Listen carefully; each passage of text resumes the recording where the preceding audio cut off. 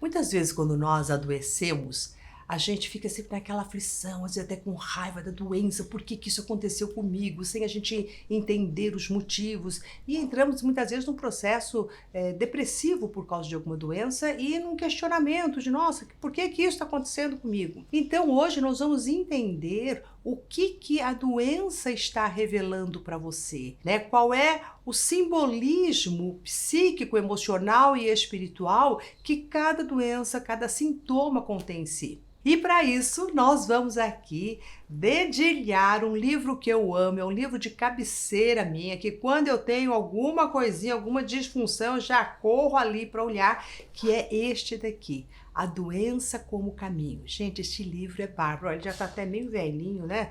Tô trazendo os livros velho aqui para vocês, né, de tanto eu folhear mesmo, né? Então ele é fundamental para que a gente entenda de uma vez por toda o que é que acontece. Bom, então, primeiramente, eu vou estar aqui trazendo para vocês o conceito de como que a gente vai olhar a doença, que é exatamente o conceito que este livro nos traz, para que você possa compreender e aí você vai poder até olhar para os seus próprios sintomas de uma outra maneira. E depois, no final, eu vou aqui esmiuçar algumas doenças. Não vai ser possível a gente esmiuçar todas, mas o importante é que você entenda o conceito e a partir dele você mesmo conseguir interpretar o que o seu corpo está querendo te dizer.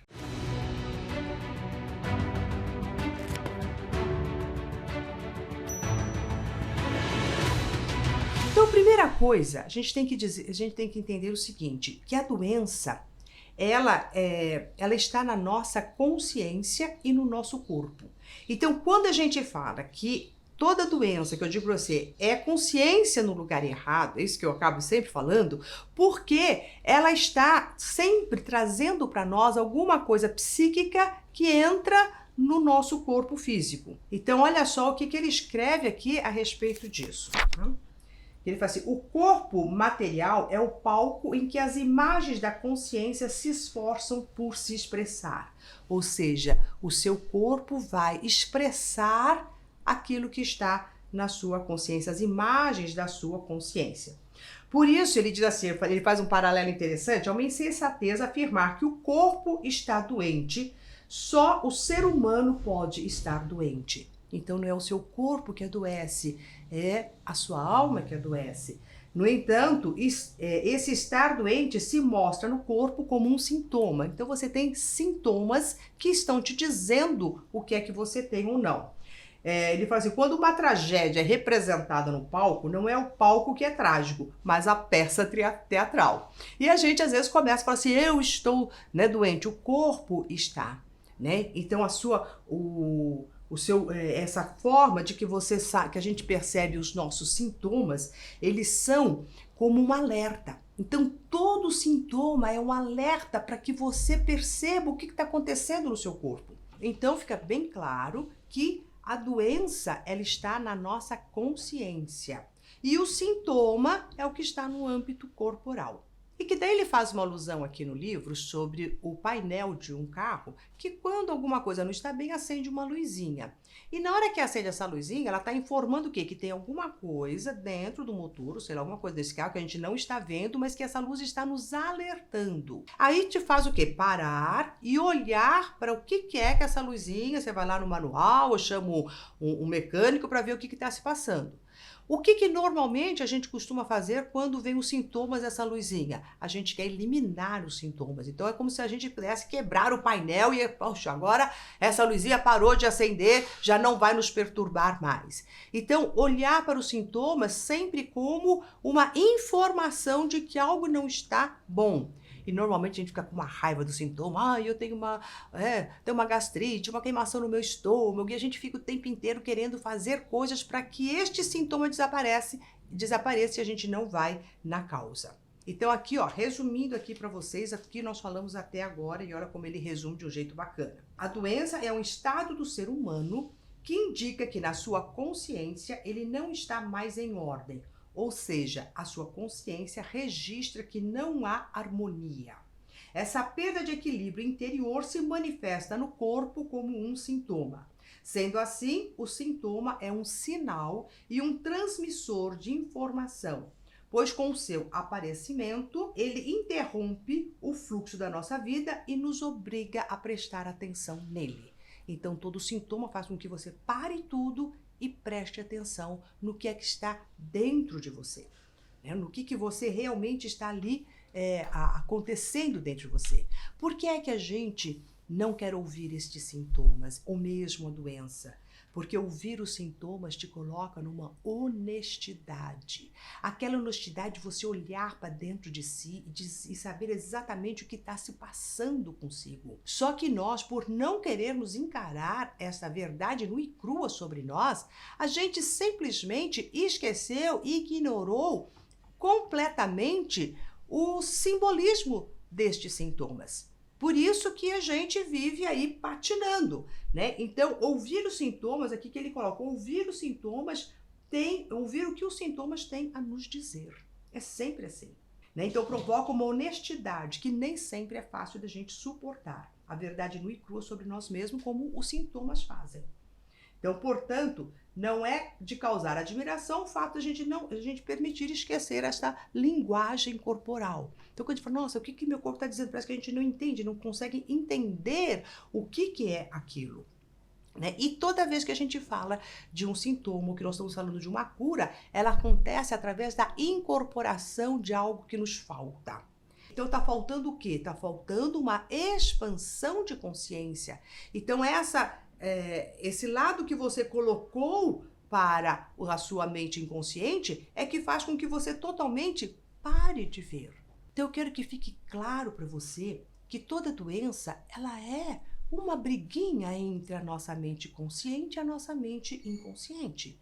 É aquela informação que vem da sua mente inconsciente que a sua mente consciente diz, não quero saber disso. Mas o corpo registra isso. E é nesse sentido que eu digo que o corpo vai, então, trazer à consciência aquilo que está na sua mente inconsciente. E olha o que ele fala aqui sobre isso. Se uma pessoa se identificar especial e intensamente apenas com sua mente consciente, ela bloqueará a permeabilidade do subconsciente, pois o conteúdo do inconsciente será considerado estranho e, portanto, amedrontador. Então, a gente entende sempre que aquilo que nós guardamos, que está lá dentro de nós, é muito horrível, então a gente vai tentando esconder tudo isso. Agora, por que é que a gente acaba fazendo isso? O que acontece que nós começamos a fazer esse amedrontamento? Nós vivemos num mundo de polaridades. O nosso mundo é polar porque a nossa consciência é polar. Por isso que estamos dentro de uma dimensão de noite e dia, escuro e claro, né? Então existe essa polaridade. Só que essa polaridade, ele nos tira a noção da unidade, do todo. E a doença, ela vem justamente para resgatar esse nosso processo de evolução, de compreendermos e internalizarmos dentro de nós a unidade do nosso ser, o todo do nosso ser. Então, por isso também que ele diz aqui que todos nós estamos doentes, que o ser humano está doente, mesmo que você não tenha um sintoma ainda expresso, porque todos nós estamos com a nossa consciência nesta polaridade, não encontramos ainda a unidade. Então, aqui ele diz, a doença é a polaridade, a cura é a vitória sobre a polaridade. Então, toda doença é essa coisa polar, quer dizer, a cura seria esta unidade. Por trás da polaridade, que como seres humanos registramos, existe a unidade. Então chamamos de todo a este nível do ser, por definição que engloba tudo. Então tem essa unidade em cima de tudo. Eu vou até mostrar aqui para vocês essa foto que ele coloca aqui no livro, né? Que se você olhar aqui, você vai ver ou um vaso, ou você vai ver duas pessoas no perfil. Agora, o que ele diz aqui? Se você ver o vaso, você está automaticamente, né, vendo aqui o fundo preto e aqui o branco. Se você vê o contrário, você vê o fundo branco e daí você vê os dois. Por mais que você possa olhar agora e falar que você vê ao mesmo tempo os dois, por milésimos de segundo você vê hora um e hora outro. Mas aqui existe uma unidade. Existe tanto o fundo branco quanto o fundo preto. Existe tanto o vaso como os dois perfis. Então é esta unidade que a nossa consciência enquanto seres humanos ainda não conseguimos absorver na nossa consciência. E aí então a gente vai dividindo, vamos sedimentando as coisas, e a hora que a gente entra no julgamento, nas competições, em todas essas, nas críticas, porque vamos, é isso, é aquilo, a gente divide esta totalidade. E aí o nosso corpo, ele registra isso como uma doença, como uma falta de harmonia e de equilíbrio, e gera, dependendo de como a gente divide, alguns sintomas. É aí também que a gente às vezes acaba vendo, ele até coloca também aqui, algumas passagens de Jesus e as parábolas de Jesus, que elas não são muito compreendidas por nós, porque ele veio para nos trazer essa noção da unidade, só que a nossa compreensão ainda ela é fragmentada. Mesmo quando ele fala, eu vim para destruir, né, e não para trazer a paz, é algo que serve para destruir o quê? Destruir o ego, destruir essa sedimentação. Então, olha aqui que ele fala, né? Jesus tentou fazer as pessoas enxergarem o significado e a importância da unidade, enquanto seus ouvintes se pegavam febril e temorosamente ao mundo das polaridades, que nem salvação significa cura e totalidade. Então, não deixa de ser uma ironia que um caminho cujo real objetivo é a destruição do ego e a fusão do self com o todo.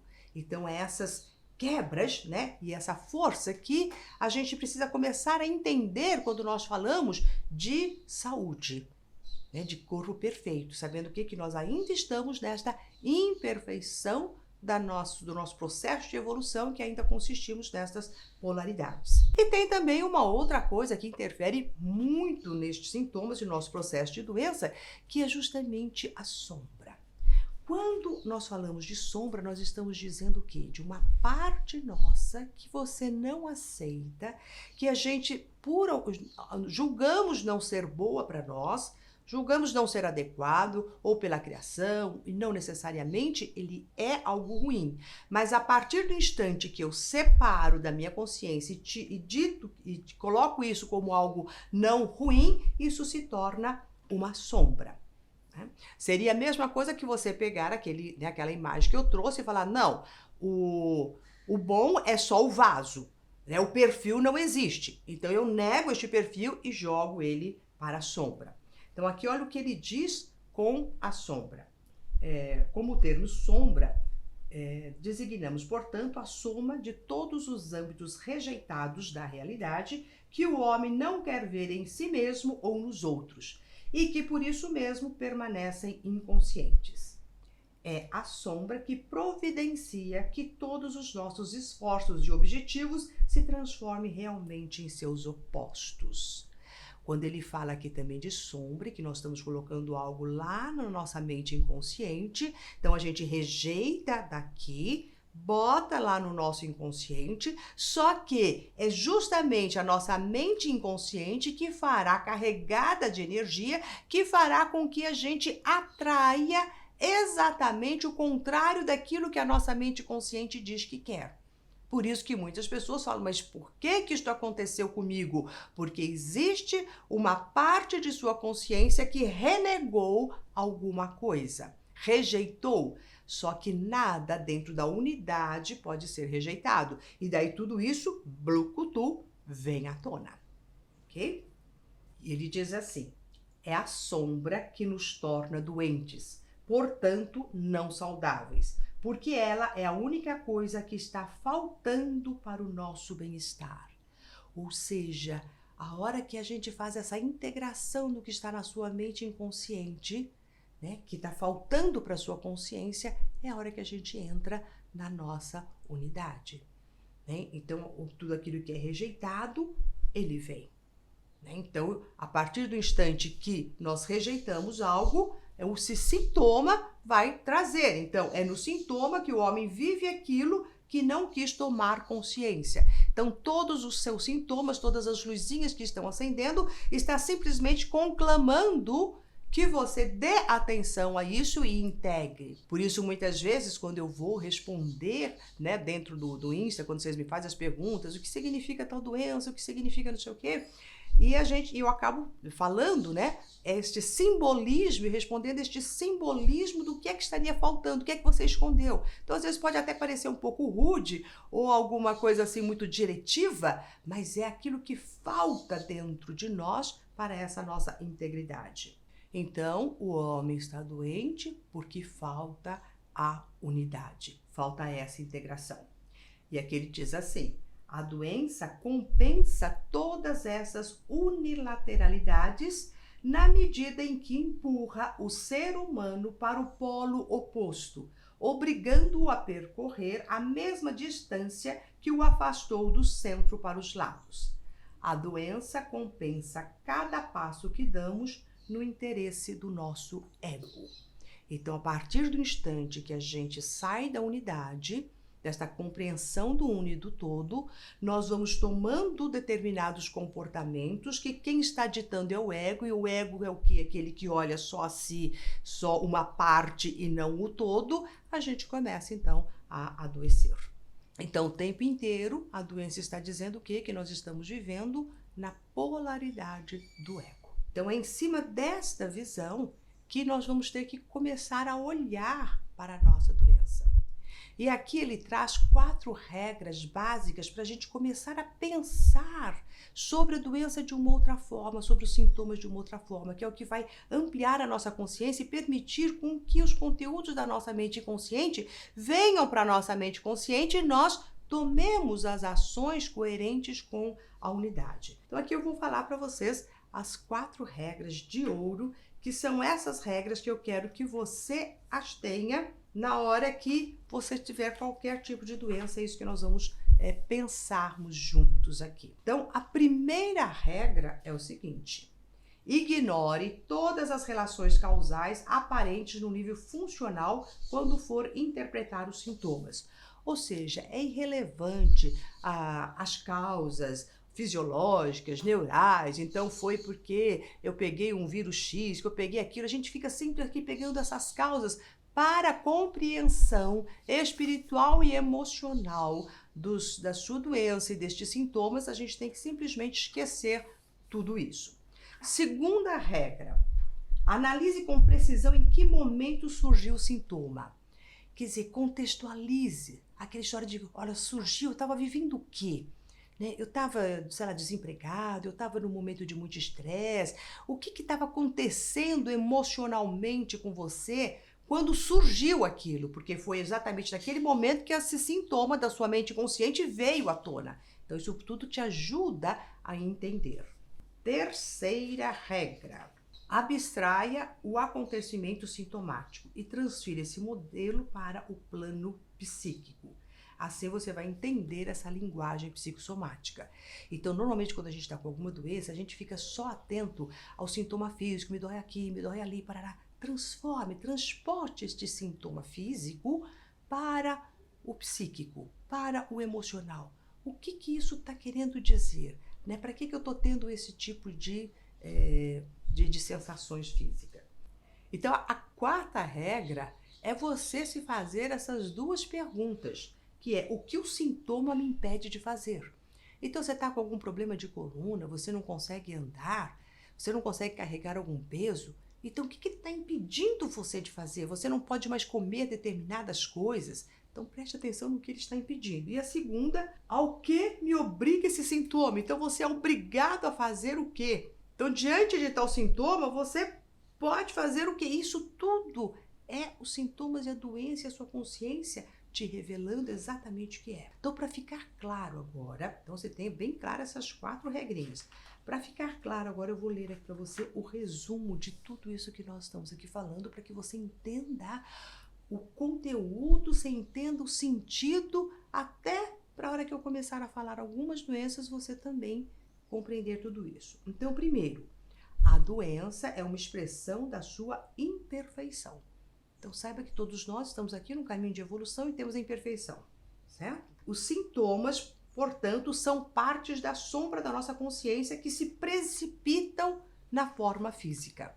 Há uma metade que é relegada à sombra e desta forma foge da consciência. Aquilo que você bota lá para a sombra, não quero ver. Qualquer princípio não vivido na consciência insiste no seu direito à vida. É assim que os sintomas compensam qualquer unilateralidade. Não quis viver, joguei lá para baixo, eles vão ver. Tudo é para ser vivido. O sintoma torna as pessoas honestas. Como sintoma, o ser humano tem aquilo que lhe faz falta na consciência. Então, tudo aquilo que você jogou para lá, o sintoma vai te trazer aqui para a consciência. A cura só é possível na medida em que nos conscientizamos dos aspectos ocultos de nós mesmos.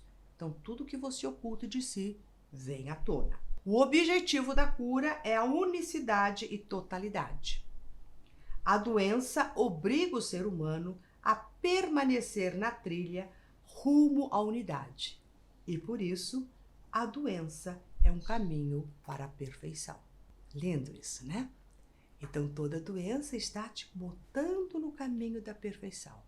Então, com isso, eu quero que você pare de ficar brigando com a sua doença, de ficar, sabe, com raiva dela. Mas ela é uma forma, uma informação, um sinal exato do caminho que você precisa percorrer para ser um ser humano melhor.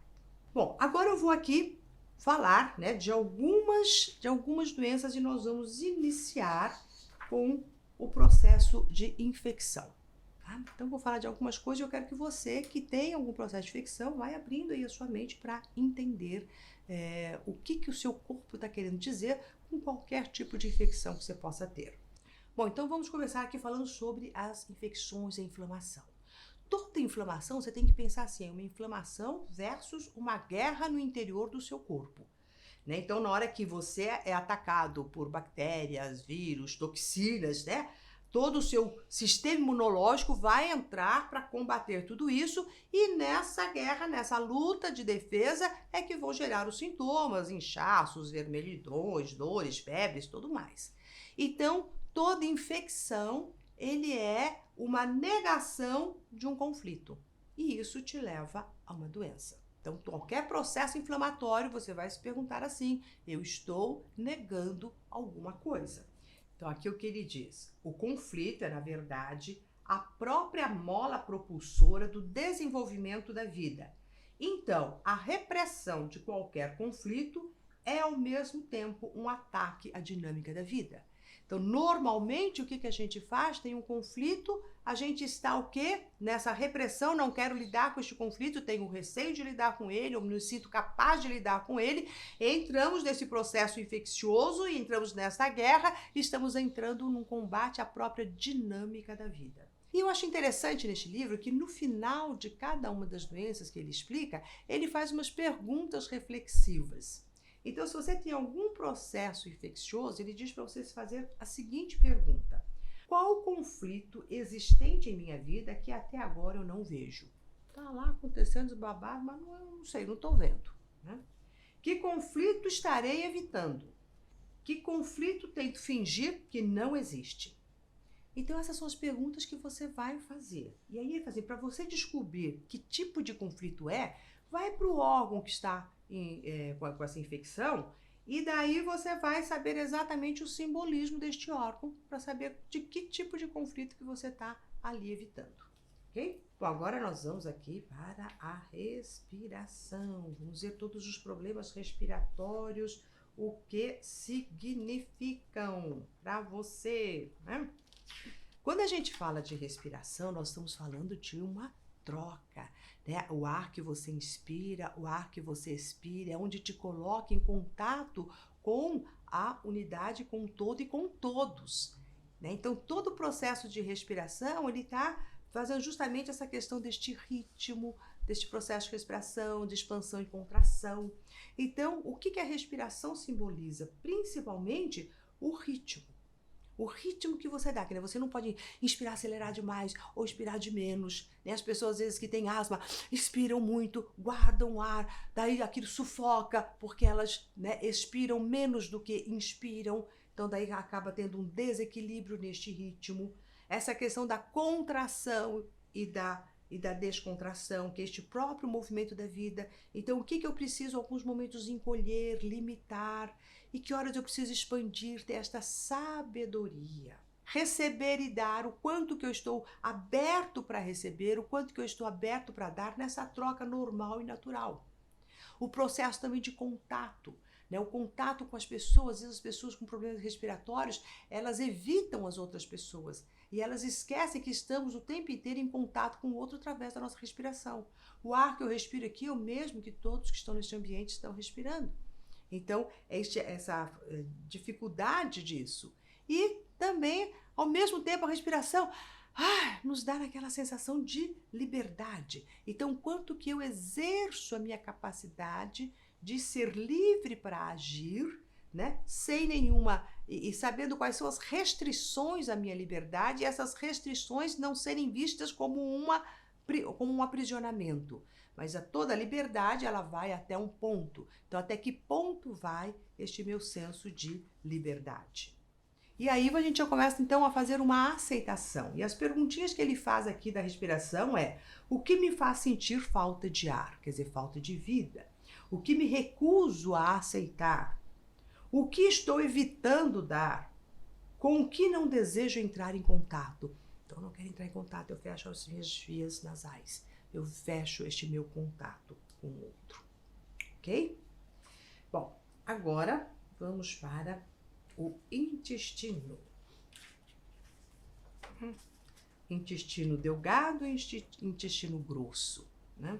Quando nós falamos de intestino, vem todas as complicações que você possa ter no seu intestino. Vamos aqui dizer desses dois o que é mais relevante. Vocês sabem que o intestino, ele reflete, ele é o espelho exatamente do nosso cérebro. Como é que está o seu cérebro, a sua cognição? Assim está o seu intestino delgado. Então, existe esse paralelo. E que ele fala bem isso aqui. A semelhança é flagrante entre o intestino delgado e o cérebro.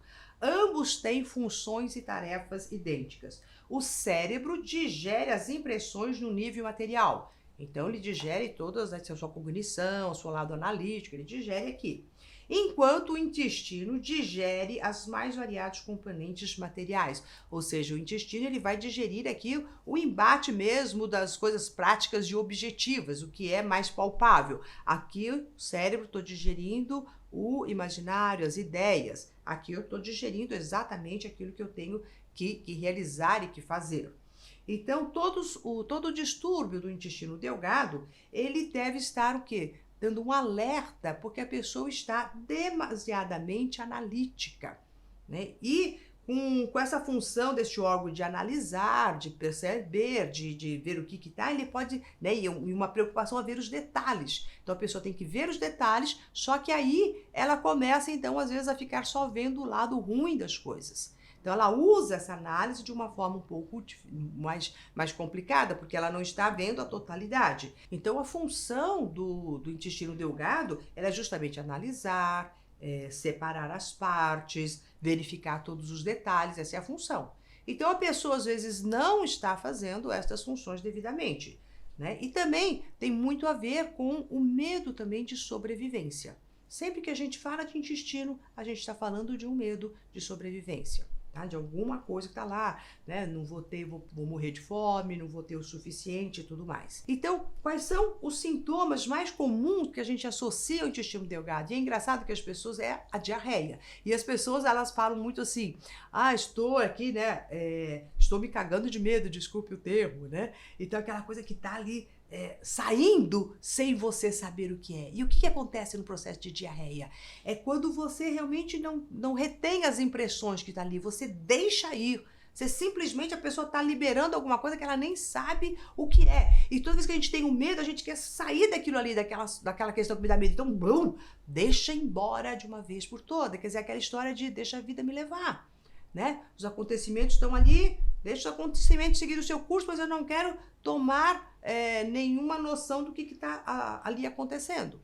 Então, se você está com algum problema do intestino delgado, que você está ali, está acontecendo o quê? A hora que ele fala assim, ficamos com medo, que não temos mais tempo de nos preocupar né, e nem ter que analisar as impressões. Então tá faltando aquela questão de você verificar, analisar, estar atento, né, digerir as situações, não simplesmente fugir e fazer de conta também que não é com você, e se querer se livrar de coisas que precisam sim de uma ação, de separar, de analisar, de verificar. E tudo isso com flexibilidade, porque na hora que a gente tem um processo de diarreia, o que acontece? Vai embora todo o líquido, e o líquido é o que traz a flexibilidade. Então, aquela ponderação correta do que é e do que não é. Já no intestino grosso, é justamente o contrário, a pessoa vai reter, né? É a prisão de ventre, né? Então, a hora que ela vai guardar, né? Também ali existe sim o medo de sobrevivência, o apego exagerado, e há todo um paralelo entre as fezes e o dinheiro, né? Tanto é que a gente fala que aquela pessoa, né, tá cagando, ele caga dinheiro, né? Desculpa os termos que eu estou usando aqui, mas é o termo que o próprio livro está falando, né? Ele caga dinheiro. Assim como também ele coloca aqui um conto de fadas que ele fala que o asno também, ele defeca moedas de ouro. Então tem aquilo que eu estou produzindo, né? Que tem essa questão. E daí quando a pessoa está com problema no intestino grosso, ela está retendo, então ela está em dificuldade de dar, de compartilhar, e a hora que a gente beira um pouquinho na avareza, né? Esse círculo que vai ali. Então, isso daqui evidencia este apego excessivo às coisas materiais, né? De não deixar. Agora, se vocês forem ver tanto um como o outro, ó, tanto o intestino delgado, né, que ele corresponde ao que ele coloca, vou ler direitinho aqui, ó. Assim como o intestino delgado corresponde ao pensamento consciente analítico, então tá aqui a nossa consciência, o que eu tô ali vendo, esse é o intestino delgado. O intestino grosso corresponde ao inconsciente, né? Então, é aquela hora que a gente fala assim, então nós temos esses dois aqui no intestino, mente consciente e inconsciente, aqui no nosso cérebro, consciente e inconsciente. Então, como é que eu lido com essas duas instâncias do meu ser? Então, as fezes, elas correspondem aos conteúdos do inconsciente, né? Aquela prisão de ventre, o medo de permitir que esse conteúdo inconsciente venha. Então, os problemas, né, os sintomas que vêm no intestino grosso, ele tem a ver com essa questão de trazer uma informação da mente inconsciente e eu não quero saber de nada, eu não quero saber do que está acontecendo dentro de mim. Então, aquela sensação de ser incapaz de olhar para si mesmo, olhar para aquilo que se tem. Né? Então, fica assim. Então, o intestino grosso, ele traz a mensagem, você fala assim, não quero. O intestino delgado, ele recebe a mensagem da mente consciente, mas ele olha para o babado e fala também para o babado, não quero lidar com isso. Ou seja, os dois negam alguma coisa. E agora vamos falar um pouquinho sobre diabetes, né? Diabetes seria uma diarreia de açúcar, que ele coloca assim, por diarreia de amor, né? Então, ele diz que por trás da simultânea incapacidade de assimilar açúcar, introduzindo nas próprias células, está o inconfesso desejo da realização amorosa, ao lado da incapacidade tanto de aceitar o amor, como de entregar-se a ele. E também que o diabético, ele vive sempre tendo que ter alimentos substitutos. Ou seja, ele tem que sempre estar substituindo os seus desejos. Então, quando a gente fala da diabetes como sendo algo que é o quanto que a pessoa reconhece o amor em si, reconhece o fato de ser amado também. Então, é como se precisasse aquele desejo ardente de se sentir amado. Já que no fígado, né, eu digo que o fígado é um órgão maravilhoso, essencial para tudo, e ele é o laboratório do nosso corpo. Tanto é que ele tem funções maravilhosas, ele armazena energia, ele tem a geração de energia, o metabolismo da albumina, a desintoxicação. Então, quando a gente olha para essas funções do órgão e você começa a analisar o que essas funções têm a ver comigo, a gente for pensar aqui na desintoxicação, o que é esse desintoxicar-se, né? É aquela possibilidade de a gente avaliar o que não é bom para nós, o que é venenoso para o seu corpo, né? O que eu estou colocando que é útil ou inútil, o que tem de exagero. Então, estou exagerando de determinadas comidas, vícios, bebidas, ou comportamentos, ou ideias de grandiosidade. Então, saber o que é exatamente aquilo que é bom ou não. E quando a gente excede, seja lá o que for, a gente acaba perdendo energia. Então, ao invés de ele ser algo que nos dá energia, é a hora que a pessoa fica sem vontade, sem ânimo. Por quê? Porque estão num excesso. E às vezes a pessoa está com aquele desânimo e ela acha que porque está faltando alguma coisa, o que está faltando é ela simplesmente ver o que é bom e o que não é. O que dá para ser feito e o que não dá para ser feito. Né? Então, é essa hora que a gente vê a função do órgão e o que este órgão remete a cada um de nós. Ok? Tanto é que as perguntinhas que ele faz aqui de doenças hepáticas é: em que âmbito eu perdi a capacidade de fazer uma avaliação, né, e discriminação correta? A pessoa vai fazendo. Onde é que eu não consigo mais discernir aquilo que é veneno para mim? Em que sentido eu ando cometendo excessos, exagerando nas coisas? Então, essas são as perguntas que, né, e quando a gente não confia na nossa própria avaliação, uma pessoa que tem problemas no fígado, ela é aquela pessoa que desconfia demais do outro também. Né? Então, eu consigo confiar nos outros? Essas são as perguntas reflexivas para quem está com algum problema no fígado. Bom, agora nós vamos aqui para pressão sanguínea, coração. Bate coração, ai não, não precisa colocar isso não. E falando de coração, circulação e pressão sanguínea, olha o que ele diz aqui: o sangue é o símbolo da vida. O sangue é o portador material da vida e expressão da individualidade. Olha só, né? A forma como você se expressa tem a ver a isso. Então ele diz assim: se o sangue corresponde ao próprio ser, as paredes, os vasos são os limites. Então, todos nós temos a liberdade, a potência da vida, mas ele tem algumas restrições ali, alguns limites.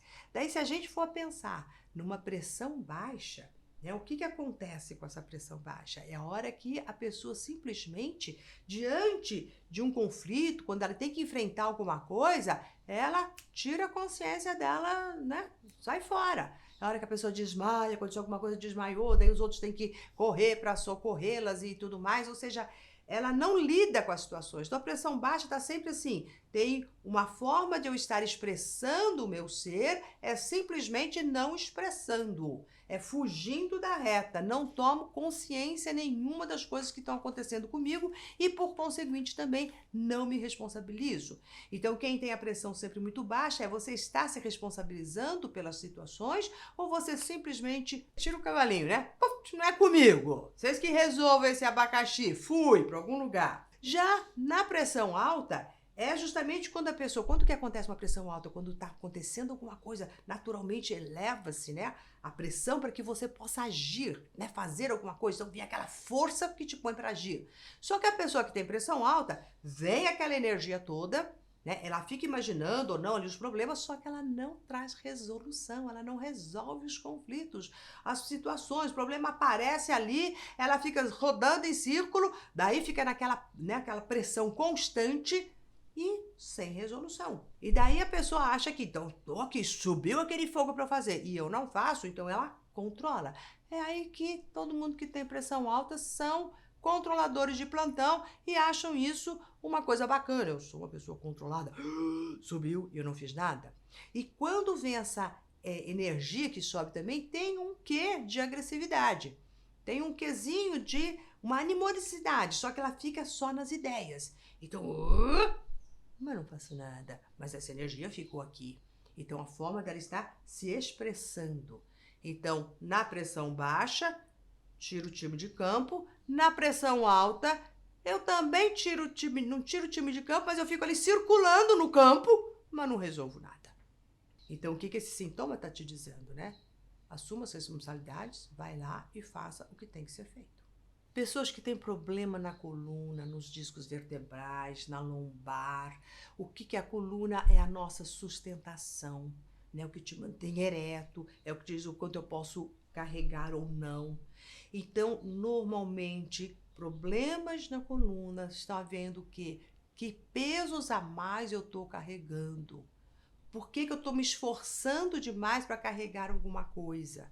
Então aí tem um dado inconsciente que é um sentimento de inferioridade que tem que se sobrepor a uma superioridade de que faço e aconteço, e tudo isso para ser amada. Então é aquele esforço sobrenatural de fazer muito, exagerando e até indo contra a sua própria estrutura física, sua própria limitação, como um eterno pedinte de amor, me ame por tudo aquilo que eu te faço. Olha o quanto que eu me sacrifiquei por você, olha o quanto que eu fiz por você, então você precisa me amar por causa disso. E é lógico que isso não vem, as pessoas não vão te amar pelo tanto de coisas que você faz, elas poderão ser gratas a você, mas não que vão iniciar um amor por causa disso. E aí também, então, vem toda aquela, né, aquela coisa, nossa, então não valeu a pena. E aí que vem essas dores, né, que some, volta, some, a dor da coluna. Então você que tem muitas dores nas costas, ou problemas nas suas costas, no nível ciático e tudo mais, se você for bem honesto com você, você vai chegar aqui nessa resposta. Estou fazendo tudo isso para ser reconhecido, para ser amado. Essa é a honestidade. E daí você se pergunta, será? Será? E é por aí? Bom, agora por último vamos falar um pouquinho de câncer, né? Eu digo sempre que o câncer, o nosso mundo está cancerígeno. Então se você vê as pessoas, sei lá, fazendo desmatamento e pensando só em si mesmo, nos lucros e negando, né, o que eles estão rompendo, quebrando dentro de um todo. Então tá sempre aquela coisa mais, olho para mim e esqueço este todo.